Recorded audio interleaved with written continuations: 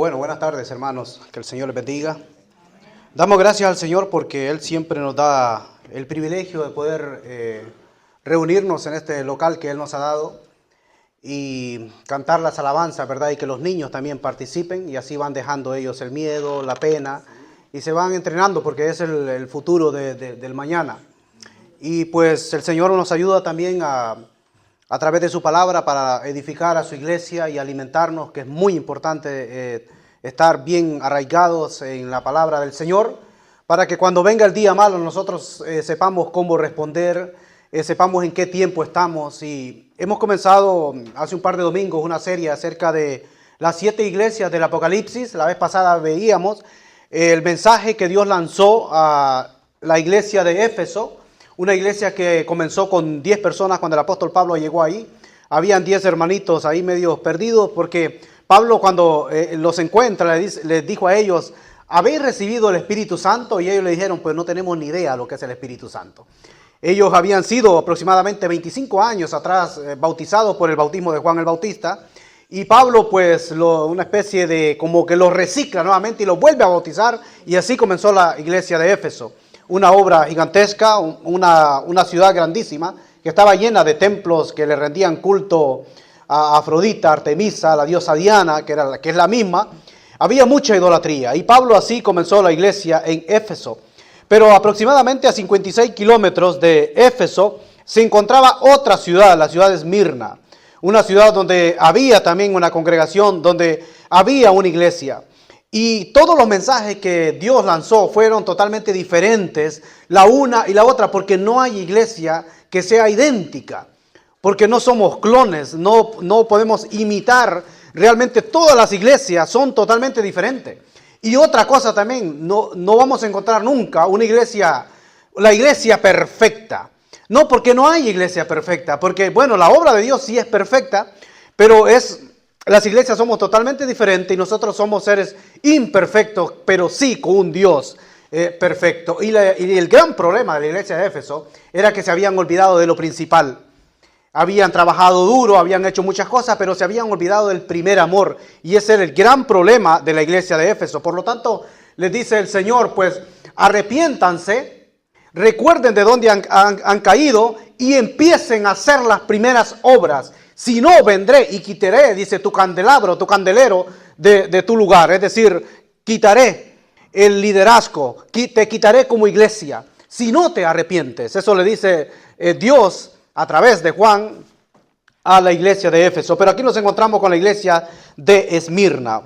Abran sus Biblias, el que la tiene, en el capítulo 2 de Apocalipsis, en el versículo 8, 9, 10 y 11. Solamente son 4 versículos. Y vamos a estar meditando en estos 4 versículos que nos dice el Señor en esta tarde.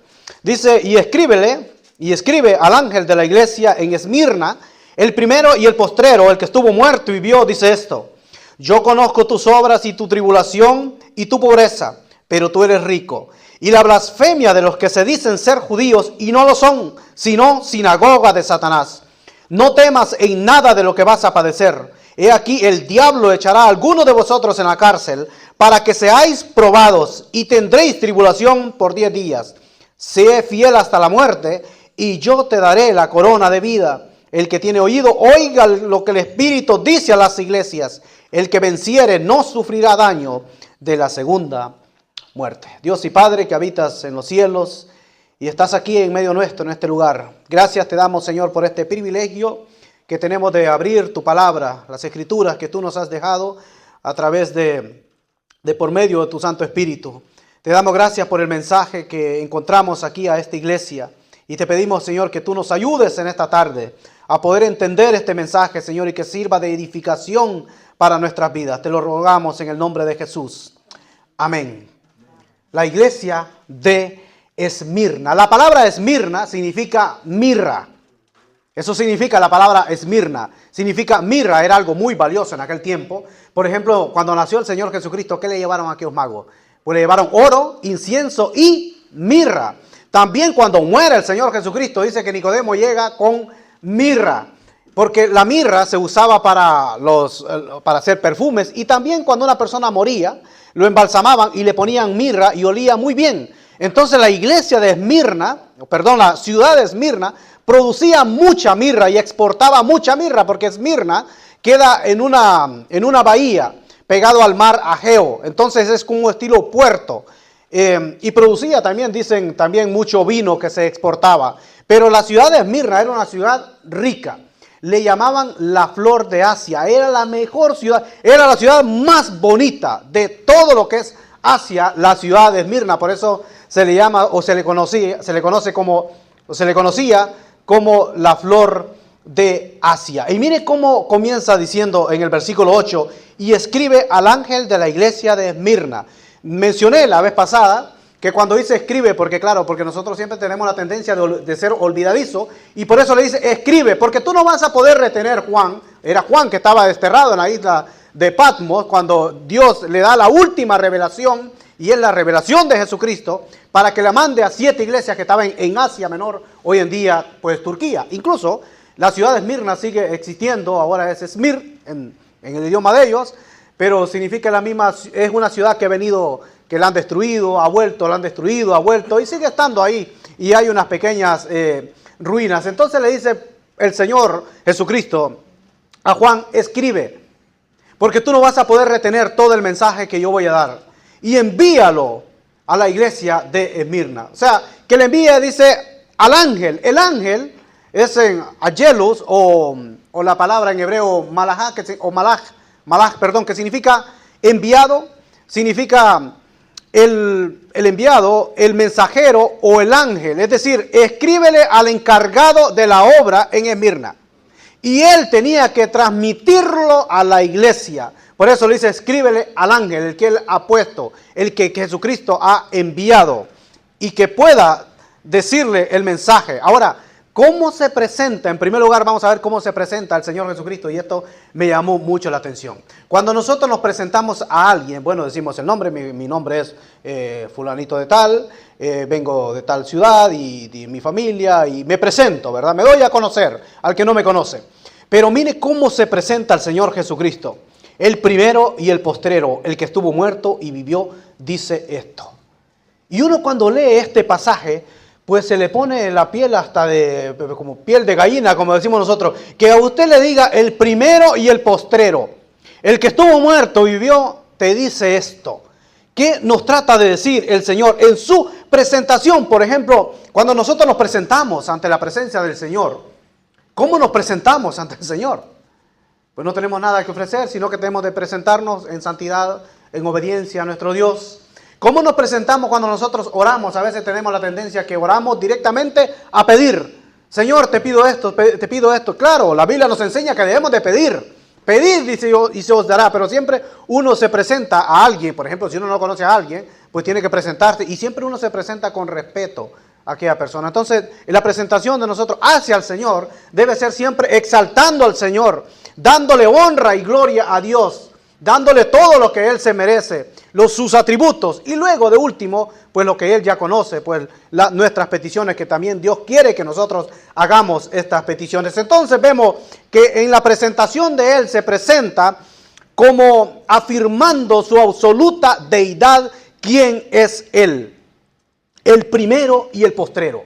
Habla que no es un ángel que se está presentando, que no es un ser humano que se está presentando, sino que es el primero, dice, y el postrero. Y ese versículo lo encontré también, cómo Dios se presenta hacia el pueblo de Israel con las mismitas palabras en Isaías 44:6. Lo voy a leer así rápidamente. Dice, así dice Jehová, Rey de Israel, y su Redentor. ¿Quién es el Redentor? El Señor Jesucristo. Jehová de los ejércitos, yo el primero y yo soy el postrero. Es decir, Él se presenta como Dios mismo, porque Jesucristo es la esencia de Dios. Por eso se presenta a lo que es a la iglesia de Esmirna, porque todas las presentaciones también son diferentes. A la mayoría de las iglesias trae palabra de exhortación. A esta iglesia no trae palabra de exhortación, como también a la iglesia de Filadelfia, sino que Él trae palabras de advertencia de lo que les puede pasar, y también avala lo que es a la iglesia. Pero también en Isaías 48:12 hay otro versículo que menciona también las mismas palabras. Oye Jacob y tú Israel, a quien llamé, yo mismo, yo el primero, yo también el postrero. Es decir, Yo soy. Está hablando que Él es. Y así se presenta el Señor Jesucristo. Porque Él es Dios. Porque Él es la misma esencia del Padre. Entonces ese es el motivo de la presentación como el primero. Y yo pensaba en esto. Si Jesucristo se presenta como el primero, pues no debo de ser yo el primero. Sino que Jesucristo debe ser el primero. El primero en la familia. El primero en el trabajo. El primero en todo. Y esto fue el problema de la iglesia de Éfeso. Que se olvidaron de lo más importante. Del primer amor. De Jesucristo. Y yo pensaba esto. Debemos de poner a Dios primero antes de cualquier cosa. Por eso dijo el Señor. Si alguno quiere ser mi discípulo, niéguese a sí mismo. Y tome su cruz cada día y sígame. Y si alguno lo dice, no aborreciera a su padre, a su madre, a su esposa, a sus hijos, no está diciendo que los aborrezca, no. Está diciendo que si alguien pone primero a la familia antes que a mí, pues no es digno de mí. Esas eran palabras del mismísimo Señor Jesucristo. Si alguien pone algo antes de Él, pues dice, no es digno de Él. Por lo tanto, nosotros debemos de poner a Dios en primer lugar.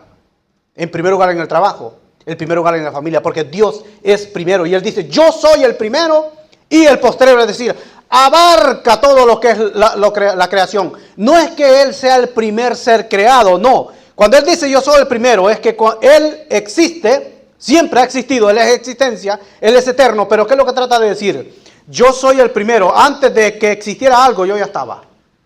Y yo soy el último, ¿por qué? Porque todo se va desvaneciendo. Nosotros nacemos y nos vamos envejeciendo y morimos. Las plantas pues también, y todo se va envejeciendo. Los ríos incluso están secando y hay cosas que están porque Dios las sustenta. Él, dice, es el postrero, el primero y el postrero. Es decir, que Él permanece, nosotros nos desvanecemos, pero Él permanece. Eso es lo que trata de decir en el primer punto de la presentación. Porque Él sigue diciendo, en el segundo punto, sigue diciendo... El que estuvo muerto y vivió, dice esto. Entonces, en primer lugar, vemos la deidad. Yo soy el primero y el postrero. Vemos la deidad de Dios. Y en segundo lugar, vemos la humanidad de Dios. El que estuvo muerto y vivió. Entonces, vemos la deidad como Dios que se hace humano. Ese Dios. Porque nosotros no podíamos salvarnos por nosotros mismos. Entonces, Él decide hacerse humano. Él decide escoger el vientre de una muchacha, de una virgen, la Virgen María, y venir y poder nacer a través de una madre. Y a través de su nacimiento y ser 100% humano, pero 100% divino, porque Él es el primero y el postrero. Entonces vemos que el que estuvo muerto, dice, y vivió. Entonces Él venía para morir. Vémosla en su humanidad. Cuando murió en la cruz del Calvario, ¿quién murió?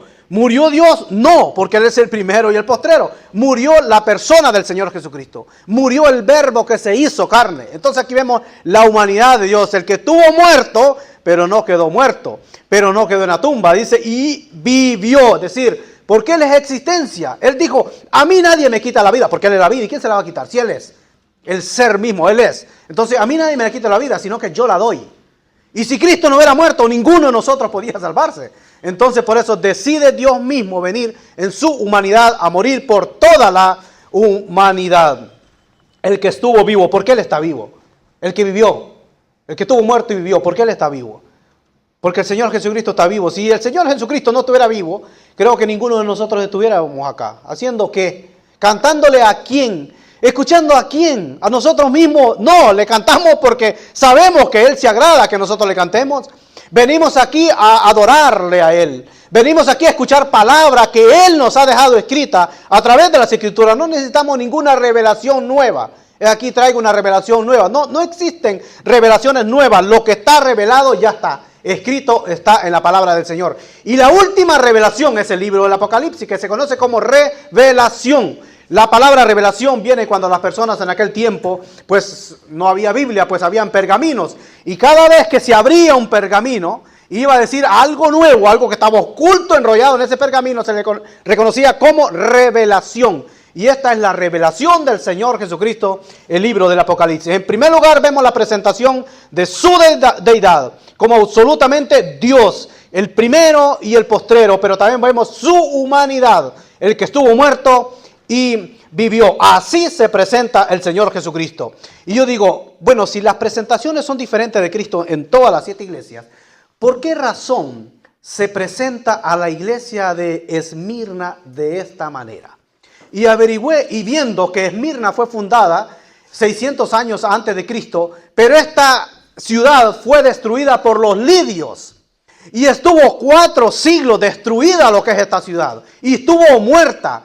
Y cuando Alejandro Magno murió, 4 de sus generales se repartieron lo que es el territorio, el reino. Y uno se llamaba Lisimaco.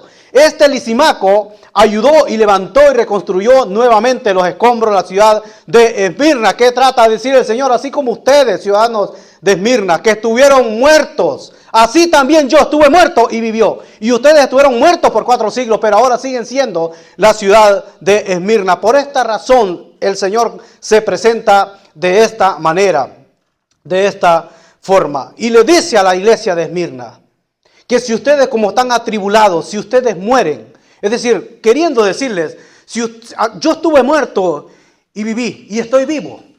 Y si ustedes mueren, pues ustedes van a seguir vivos, porque nadie podrá destruirlos, porque ustedes están recibiendo lo que yo os he mandado, como yo los he instruido, porque ellos no fueron reprendidos nada, sino que les advierte el Señor y les avala lo que ellos están haciendo. Entonces vemos primero la presentación como Dios, su deidad y su humanidad. Y en segundo lugar vemos el mensaje que Él va a dar. Primero se presenta, cuando uno, como les dije, cuando uno primero va a hablar, bueno, se presenta quién es, si no lo conocen, y después va a hablar lo que trae para la congregación o lo que trae. Entonces el Señor Jesucristo trae este mensaje en el versículo 9 y les dice, yo conozco tus obras y tu tribulación y tu pobreza, pero tú eres rico y la blasfemia de los que se dicen ser judíos y no lo son, sino sinagoga de Satanás. Es decir, yo sé lo que está pasando, conozco su esfuerzo, conozco lo que ustedes están haciendo y eso mismo nos dice el Señor a nosotros. Yo conozco lo que ustedes están haciendo, yo conozco sus obras y qué bonito saber que aunque nadie nos vea, que Jesucristo nos dice a nosotros, yo conozco lo que ustedes están haciendo. Nadie puede verlo, pero lo que el ojo del hombre no puede ver, Jesucristo siempre lo ve. Yo conozco tus obras y eso es lo que nos dice a nosotros, porque nosotros realmente hemos sido creados, dice, para toda buena obra. Dice las Escrituras que la fe sin obras es muerta, es vana, es algo que no sirve para nada. Yo puedo decir, bueno, yo tengo mucha fe, pero si nunca hago nada, pues dice las Escrituras que la fe sin obras es muerta. Ahora, las obras no es para salvación, sino que las obras son posteriormente, después de yo haber tenido un encuentro con el Señor, que he sido salvo por fe, por gracia, por medio de la fe. Cuando yo ya soy salvo, entonces me nace eso de servir al Señor y ya se muestran lo que es las obras, o es decir, a trabajar en la obra del Señor. Y el Señor, eso es lo que le dice a la iglesia, conozco tus obras, sé lo que ustedes están haciendo, tus obras en plural, porque ellos no solamente estaban haciendo una sola cosa, sino que muchas. Por eso les dice, yo conozco tus obras y tu tribulación. No sé quién está siendo tribulado en este momento o en este tiempo, pero el Señor le dice, yo conozco su tribulación. Y la iglesia de Esmirna estaba siendo atribulada a través de las presiones, no solamente de matanzas, persecuciones, sino de las presiones que le metía también el gobierno a los creyentes.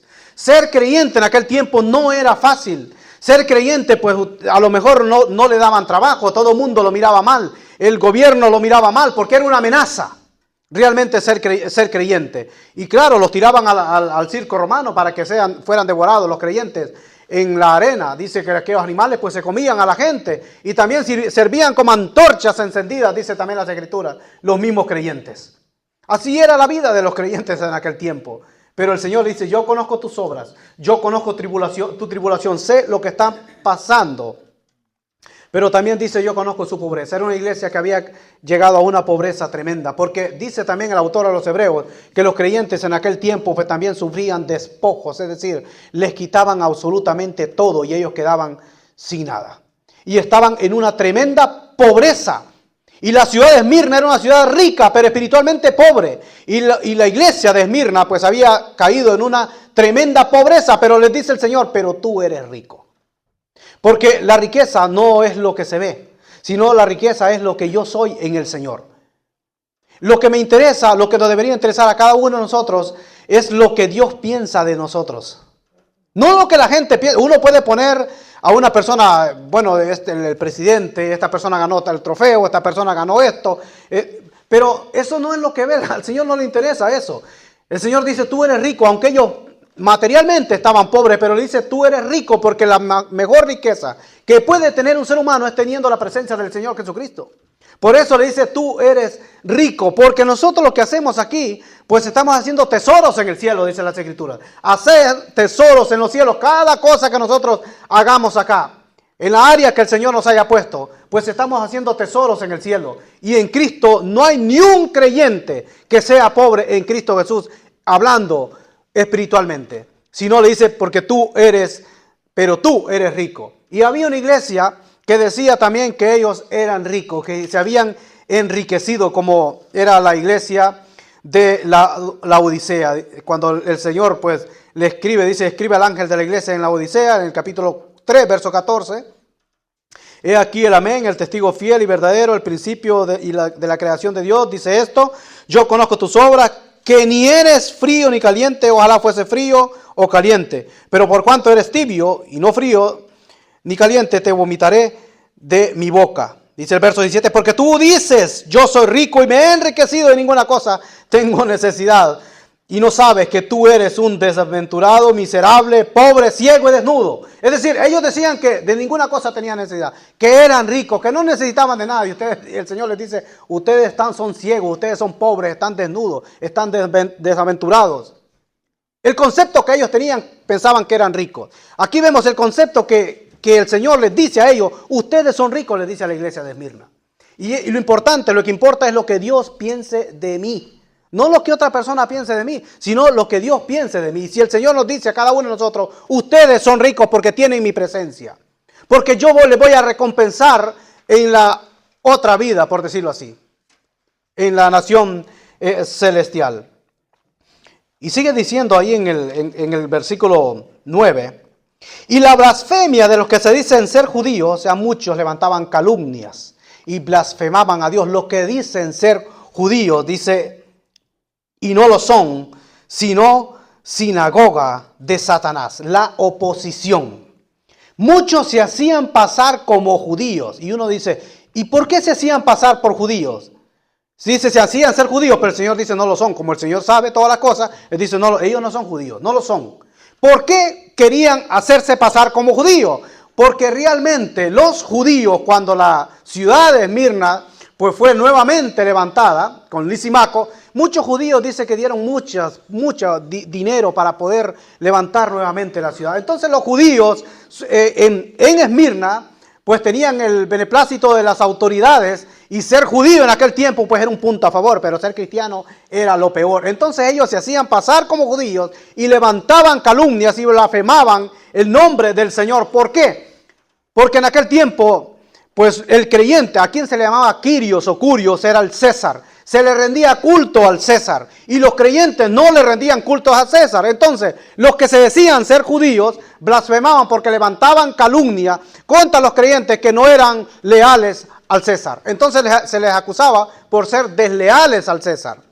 Y otra cosa también, viendo la historia secular, que también a los creyentes los tenían como caníbales. Y todo esto se lo inventaban lo que es esta gente que se hacía pasar como judíos. Porque cuando en aquellas reuniones que hacían, que se le llamaban ágape, a puertas cerradas, pues cuando hacían el partimiento del pan, cuando ellos se habían quedado picados, los fariseos, cuando Dios les dijo, el que no come mi carne y bebe mi sangre no es digno de mí. O sea, no entrará en el reino de los cielos. ¿Y qué es lo que estaba diciendo el Señor? Que lo comieran literalmente, no, sino que se estaba refiriendo al que no tiene mi presencia. Comer al Señor su carne y su sangre es tenerlo dentro de nosotros. Y ellos le levantaban calumnia a lo que es los de la iglesia de Esmirna, pero les dice el Señor, pues ellos son sinagoga de Satanás. Y yo me preguntaba, ¿por qué les dice sinagoga de Satanás? Mire, menciona dos cosas, Satanás en el 9 y diablo en el 10, que es el mismo personaje. Pero ¿por qué le dice sinagoga de Satanás? Porque la palabra Satanás o Satán en original viene de la palabra Satán en hebreo, que significa adversario. O sea, ellos están contra mí. Ellos son mis adversarios, por eso son una sinagoga de mi adversario, de Satanás. Y por esa razón el Señor Jesucristo les dice así, y ellos se hacían pasar. Y hacerse pasar por lo que no es, pues es lo peor que puede haber. Porque yo no me puedo hacer pasar por lo que no soy, sino que tengo que ser lo que soy. Y estas personas se hacían pasar como judíos. En aquel tiempo, los actores, pues ellos usaban unas máscaras, no como hoy, que los actores pues no usan, bueno, algunos usan disfraces y esto, pero la mayoría no usa disfraz. En aquel tiempo los actores pues usaban unas máscaras, usaban como un disfraz para cubrirse su rostro. Y luego iban al teatro y así pues ejercían su profesión. A estas personas se les llamaban los hipócritas, no como un término despectivo. Tú eres un hipócrita, no. El hipócrita era aquel que usaba una máscara y luego iba al teatro romano. Pero hoy en día, pues eso también sigue existiendo, sigue estando latente. Porque hacerse pasar por lo que no es. Y esto ya a la iglesia primitiva ya les pasaba esto. Personas que se metían a las congregaciones para expiar, dice el apóstol Pablo, nuestra libertad que tenemos en Cristo Jesús. Ellos se hacían pasar, pero luego viene una palabra de advertencia en el capítulo 2, verso 10. En el versículo 10 dice, no temas en nada de lo que vas a padecer. Lo primero que dice, no temas, como le dice también al pueblo de Israel y a cada uno también de nosotros, no temas porque yo estoy contigo. Y esa palabrita, no temas, sí aparece en la Biblia. 365 veces aparece la palabra no temas. 365 días tiene el año, es decir, Dios todos los días nos está diciendo a nosotros, no temas, no temas, no temas, porque nadie puede decir, no, yo no le tengo miedo a nada, ni a nadie puede decir eso. A alguna cosa o a alguien podemos tener temor, porque todo ser humano tiene temor a algo. Hay personas que le tienen temor, yo a las alturas, y me subo a algo alto y se me va y parece que la cabeza se fue y quedó el cuerpo arriba. Le tengo temor a las alturas. Muchas personas le tienen miedo a las cucarachas. Imagínense un insecto, un animalito que cualquiera lo mata. Pero muchos le tienen pánico, le tienen temor. Otros a los ratones. Otros a los ratones. Sale un ratoncito, pues le tienen miedo a los ratones. Porque realmente nosotros, pues, realmente siempre tenemos que tenerle miedo, o le tenemos miedo a algo, porque por nuestra naturaleza, porque somos seres humanos. Hay temor a muchas cosas. Y también a personas también, o hay personas que se sienten pero totalmente que no pueden, miedo a hablar en público como yo lo tenía. A mí me daba pánico hablar en frente de alguien o pararme y poder hablar. Y fue algo que sí le pedí al Señor que me ayudara. Y gracias a Dios pues creo que me ha ayudado. Pero el Señor le da esta palabra a la iglesia de Esmirna. No temas en nada de lo que vas a padecer. He aquí el diablo significa acusador. El que los acusa echará a algunos a la cárcel.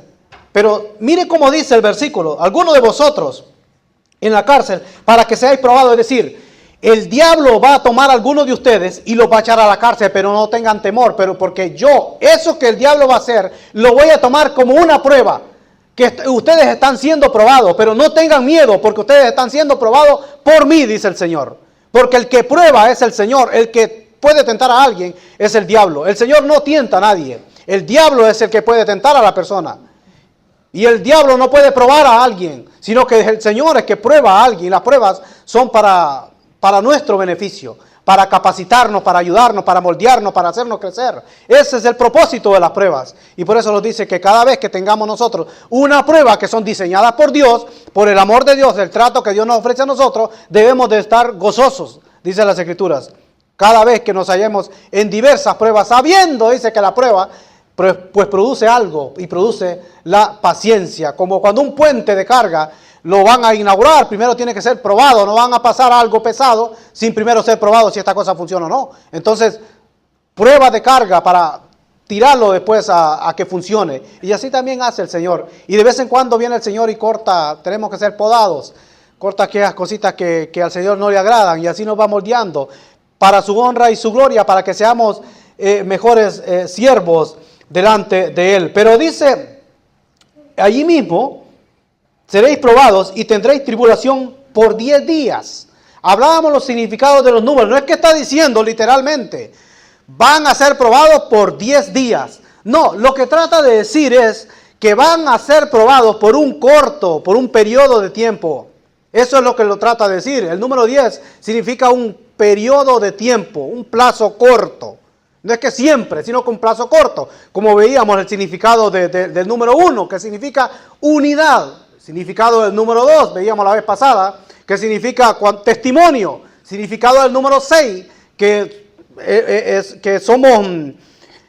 Es el número 6, es el número del ser humano, que es imperfecto, significado número 7, el número perfecto. El 12, ¿qué significado es? Pues gobierno. Por eso el Señor buscó también a 12 discípulos. Todo tiene una razón. Entonces aquí está hablando que van a ser probados por un corto de tiempo. Eso es lo que trata de decir. También cuando dice, yo conozco tus obras, en el versículo 9, esa palabra obras la estuve analizando.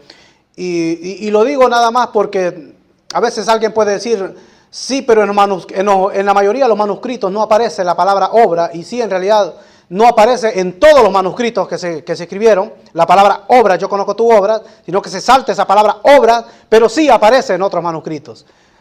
Porque a veces puede decir alguien, no, es que esa palabra no aparece en los manuscritos. Sí aparece en algunos, pero no en todos. Solamente quería dar ese pequeño detalle. Sé fiel, termina diciendo el verso 10, sé fiel, ¿hasta cuándo? Hasta la muerte. Y yo te daré la corona de vida, la fidelidad, la constancia. Dios no quiere que nosotros le seamos fieles por un periodo de tiempo. La prueba sí es por un periodo de tiempo, pero dice, sean fieles, sigan siendo fieles. Y esa palabra yo la he recibido en este mes de varias personas que me han dicho la misma palabra. Hermano, sigan siendo fieles. Y hay un hermano que me dio una palabra alentadora que dijo, hermano, recuerde, si son poquitos, no se preocupe. Esta obra no es de ustedes. Esta obra es del Señor. Entonces no importa la cantidad. Donde dice el Señor Jesucristo, dice, donde hay 2 o 3 congregados en mi nombre, allí estoy yo en medio de ellos. Puede haber una multitud congregada, pero si nadie está congregado en el nombre del Señor, pues el Señor no está ahí. Pues el Señor no está ahí. Entonces, no importa la cantidad. Y ese hermano me dijo, síganle siendo fieles al Señor. Y tengan en cuenta que esta obra no es de ustedes. Amén. Esta obra no es de nosotros. Esta obra es del Señor. Y si el Señor ha permitido que las puertas de la iglesia, de este templo, se abran para que nosotros nos congreguemos aquí, es porque es de Él la obra. Y si es de Él la obra, pues Él puede hacer lo que quiera. Porque es de Él. Y no vamos a estar aquí por una eternidad, no se sabe hasta cuándo el Señor nos va a tener aquí. Si el Señor viene y nos lleva, pues amén, nos vamos a la presencia del Señor. Pero por lo tanto, cuando estemos aquí, el Señor le decía a la iglesia de Esmirna, nos dice a nosotros, sean fieles hasta la muerte. No solamente una temporada, porque puede haber una temporada de mucho gozo, que quiere estudiar la Biblia, y que me propongo en este año estudiar la Biblia desde enero a diciembre, a estudiarla toda la Biblia, la Escritura. Y yo me propuse el primer año también, y la leí toda la Biblia, y después empecé otra vez y me quedé en Isaías 56, en Isaías capítulo 20, que la iba ya más meditando. Pero no es que esté una temporada bien y una temporada que ya no me da gozo, ya no me atrae, ya no siento ese deseo de servir al Señor que sentía antes. El Señor nos dice, ustedes sean fieles hasta la muerte, a pesar de las pruebas, a pesar de las tribulaciones, a pesar de la blasfemia, yo estoy con ustedes. Sean fieles hasta la muerte, la constancia. ¿Por qué? Porque trae también una recompensa, trae una promesa, y termina diciendo en el versículo 10, sé fiel hasta la muerte y yo te daré la corona de la vida. Y cada persona cuando es coronada por algo es porque ha ganado, es porque ha triunfado. Al perdedor no le dan una corona. Si usted juega por ejemplo, los de béisbol o básquetbol y todo, los que reciben el trofeo, los que se llevan el galardón, no es el que quedó último lugar, sino siempre el ganador. Al que es recompensado es el ganador. Y dice el Señor, sean fieles ustedes, porque siendo fieles hasta la muerte, ustedes son ganadores. Y yo les voy a dar la corona. No me lo está diciendo un hombre, me lo está diciendo Dios, y lo que Dios promete lo cumple. Por lo tanto, nosotros, fidelidad a Dios, santidad a Dios, seguir adelante, pedir siempre la dirección de Dios, que lo vamos a equivocar. En algún momento, pues sí, lo podemos equivocar porque somos seres imperfectos. Pero para eso tenemos al Señor Jesucristo. Que cuando una persona viene rendida a los pies de Cristo y se arrepiente de lo que ha hecho, pues dice el Señor perdona y olvida lo que ha hecho. Y también lo restaura. Termina diciendo el verso 11, y voy a ir concluyendo. El que tiene oído. Miren esta palabrita, el que tiene oído. Bueno, todos tenemos, pero ¿y por qué dice el que tiene? El que tiene oído, oiga lo que el Espíritu dice a las iglesias. El que tiene oído, es decir, el que preste atención, el que me oye, el que me obedece, porque yo puedo escuchar a alguien, pero está en mí si le obedezco o no le obedezco lo que esa persona me está diciendo. Pero ¿qué es lo que trata de decir aquí el Señor? El que me obedece, el que presta atención, oiga lo que el Espíritu está diciendo. ¿A quién? A la iglesia de Mirna, no, a las iglesias. ¿Y qué es lo que está diciendo el Espíritu? ¿Y quién es el Espíritu? Pues Dios mismo. ¿Qué es lo que nos está diciendo Dios a todas las iglesias?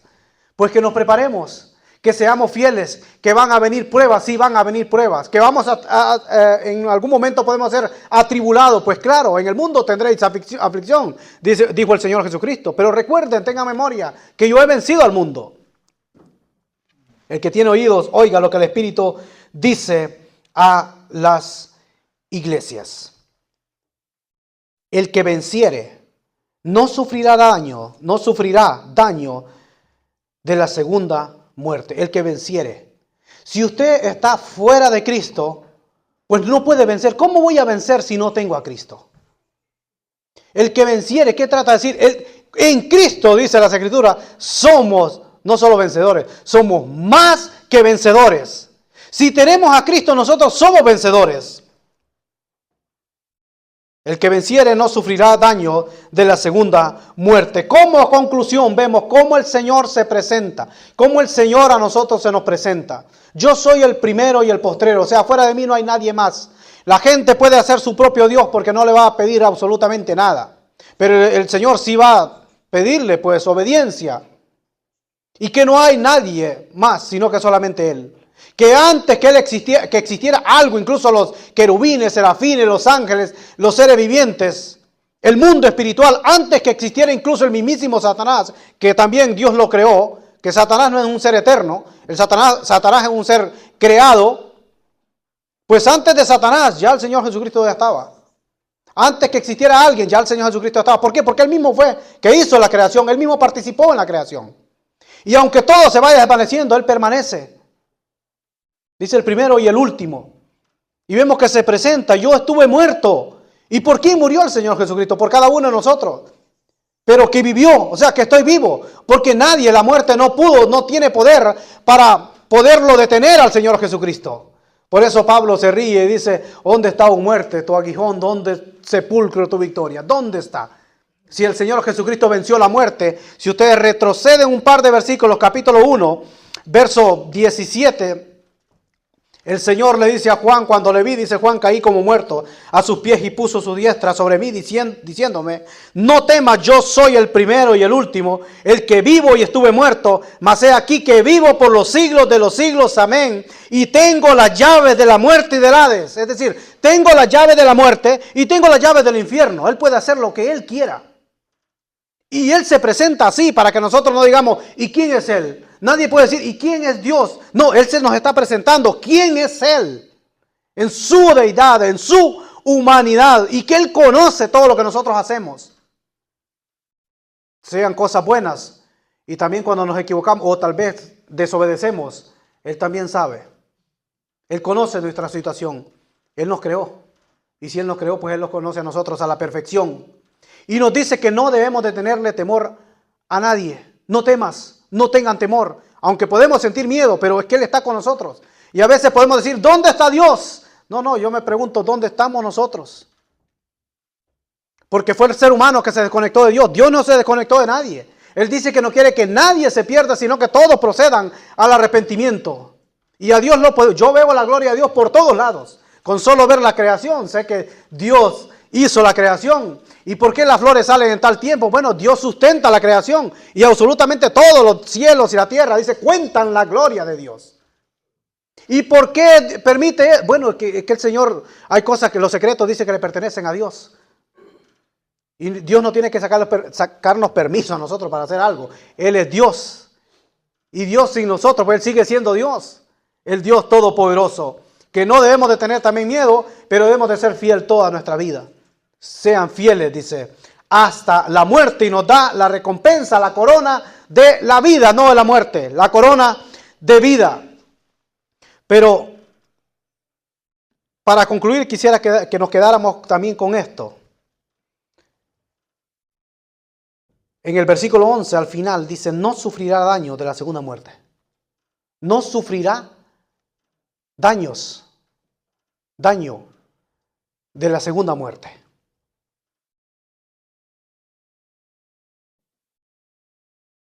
Cuando nosotros nacimos y venimos a este mundo, pues la vida nos prepara para entrar al planeta Tierra. La Biblia nos habla de dos muertes. No solamente la muerte física, bueno, fulanito nació en tal fecha y se murió y ya, que en paz descanse y a ver qué pasa después allá. O estará en el purgatorio, eso no existe también. Bueno, el limbo, bueno, tampoco existe. Hay dos muertes. Cuando el hombre pecó, se desconectó de Dios. No murió al instante, pero sí murió porque Adán no lo tenemos. Y toda la gente que ha existido de Adán hasta el día de hoy, pues muchísimos, millones han muerto. La muerte física.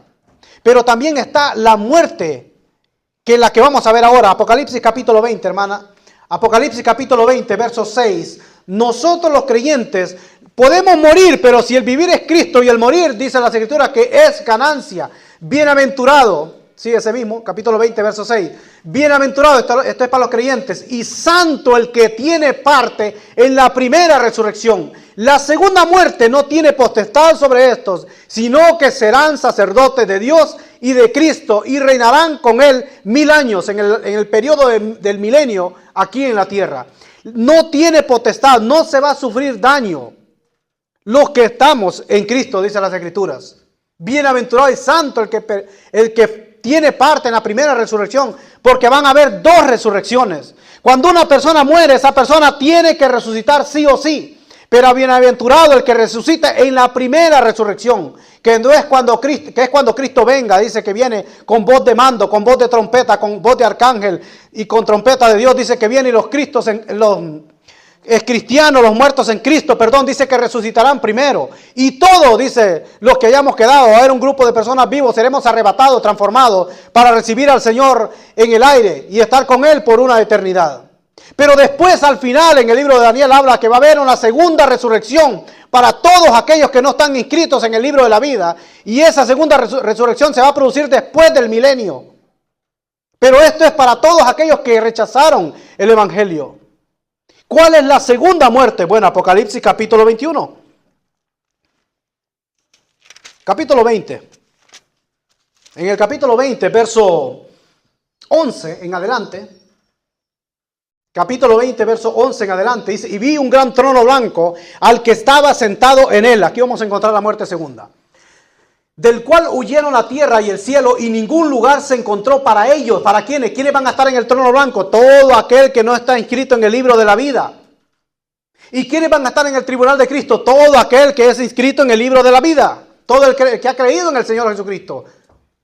Y los libros, dice, fueron abiertos. Y vi a los muertos grandes y pequeños. Esto quiere decir ricos y pobres. No niños ricos y pobres. Grandes y pequeños. De pie ante Dios. Todos tenemos que estar de frente ante Dios. Y los libros fueron abiertos y otro libro fue abierto, el cual es el libro de la vida. Los libros fueron abiertos, se abren los libros, ¿para qué? Para que vea que su nombre no está ahí. Para que vea que lo que hizo. Y los libros fueron abiertos, el cual es el libro de la vida. Y fueron juzgados los muertos por las cosas que estaban escritas en los libros según sus obras. Verso 13. Y el mar entregó los muertos que habían en él, todos aquellos que se han ahogado. Y la muerte y el Hades entregaron los muertos que habían en ellos, el mismo infierno, para que vayan después al lago de fuego. Y fueron juzgados cada uno según sus obras, lo que hicieron por medio del pecado. Y la muerte y el Hades fueron lanzados al lago de fuego. Esta es la segunda muerte. La muerte segunda es el lago de fuego, es el final, es el juicio eterno. Pero miren lo que dice el verso 15. Y el que no se halló inscrito en el libro de la vida fue lanzado al lago de fuego. capítulo 21, verso 8. Pero los cobardes, incrédulos, los abominables, los homicidas, los fornicarios, hechiceros, los idólatras y todo mentiroso tendrán su parte en el lago que arde con fuego y azufre, que es la muerte segunda. La segunda muerte, hermanos, es el lago de fuego. Algún día todo ser humano tendrá que presentarse delante de la presencia del Señor. No, es que lo que pasa es que yo di $1.000.000. Bueno, puedo haber dado $100 millones. Es que las obras no me meten al reino de Dios, sino que solamente el Señor Jesucristo. Por eso dijo el Señor Jesucristo a Nicodemo, que Nicodemo dijo, bueno, sabemos que viene de Dios, porque las señales que tú haces nadie las puede hacer si no está Dios con esa persona. El Señor Jesucristo le dijo, mira Nicodemo, déjate de cosas. Si tú no naces de nuevo, no puedes entrar en el reino de los cielos. Es necesario volver a nacer. Nosotros, el que nace una vez, pues va a tener la muerte segunda, va a sufrir daños porque va a morir 2 veces. La física, y de la otra no se va a escapar también porque va a estar delante de Dios. Y si su nombre no está inscrito, dice en el libro de la vida, será lanzado al lago de fuego. Y esta es la segunda muerte. Pero ¿qué pasa con aquella persona que ha nacido 2 veces? La física que los mete al planeta Tierra, pero la segunda que los mete al mundo espiritual, al reino de Dios. Pues sobre poco fuiste fiel y sobre mucho te pondré, dice el Señor Jesucristo. Entra en el reino de tu Dios. Y entonces yo quisiera, no voy a preguntar, pero no me conteste. Usted se conteste en su corazón. ¿Cuántas veces usted ha nacido? Si usted ha nacido una sola vez, está totalmente muerto porque va a sufrir la segunda muerte. Va a sufrir el daño, dice el que venciere, pues no sufrirá daño de la segunda muerte. Pero el que no venciere, el que está sin Cristo, va a sufrir daño de la segunda muerte. Y va a tener que estar enfrente de la presencia de Dios. Y si su nombre no está inscrito en el libro de la vida, pues será lanzado al lago de fuego. Y Dios no quiere eso con ningún ser humano. Por eso dice, el que tenga oído, preste atención si Dios le habla a su corazón. Si Dios quiere que todo mundo, pues dice, proceda al arrepentimiento. Dios no quiere mandar a nadie al lago de fuego. Pero si su nombre no está inscrito en el libro de la vida, si usted no ha nacido 2 veces, usted va a ir a ese lugar de tormento. Y para eso estamos nosotros, para predicarle la palabra, para decirle lo que realmente va a pasar. Porque eso es lo que está escrito y esa es revelación del Señor Jesucristo. Y esto va a pasar sí o sí, no sabemos cuándo, pero va a pasar. Y las decisiones se toman estando en vida. Cuando ya uno muere, ya no hay vuelta atrás. Un hombre se dio cuenta cuando ya estaba en el infierno. Vemos el rico y Lázaro. No fue Lázaro el que resucitó al Señor, fue otro. Dice que él cuando despertó, estaba ya en el lago, estaba en el Hades, que es el Seol o el infierno. Y él se dio cuenta y dice, bueno, estoy atormentado en esta llama. Manda a alguien que moje la punta de su dedo en agua y me la ponga en mi lengua, que estoy atormentado en esta llama. Cuando un incrédulo muere, va directamente al Hades, va al infierno a ser atormentado y a tener memoria, porque él sabía que tenía hermanos. Que le vayan a predicar a mis hermanos, porque no quiero que vengan a este lugar. Y dijo el Señor, bueno, dijo Abraham, a los profetas tienen, a Moisés tienen. Es decir, pues el Señor Jesucristo tiene su palabra acá, para que nosotros podamos obedecerla y poderla cumplir y poderla llevar a la práctica. Si usted no ha nacido de nuevo, tiene que hacerlo para no ir a este lugar de tormento. Y esta es la decisión más importante que usted puede tomar en su vida. No es comprar un carro, no es comprar una casa, no es tener el mejor trabajo. La decisión más importante es asegúrese dónde va a pasar la eternidad. Porque todo aquel que no está inscrito en el libro, todo aquel que no ha recibido al Señor, se va a ir a ese lugar. No sabemos qué va a pasar cuando salgamos de este lugar. No conocemos el día de mañana. No solamente los viejos se mueren, también los niños mueren también. Y el Señor sabe lo que hace. Jóvenes se mueren, muchas personas se matan. ¿Y qué pasa cuando haya muerto? Pues ya no hay vuelta atrás. Ya no hay nada que hacer. Preparémonos, hermanos.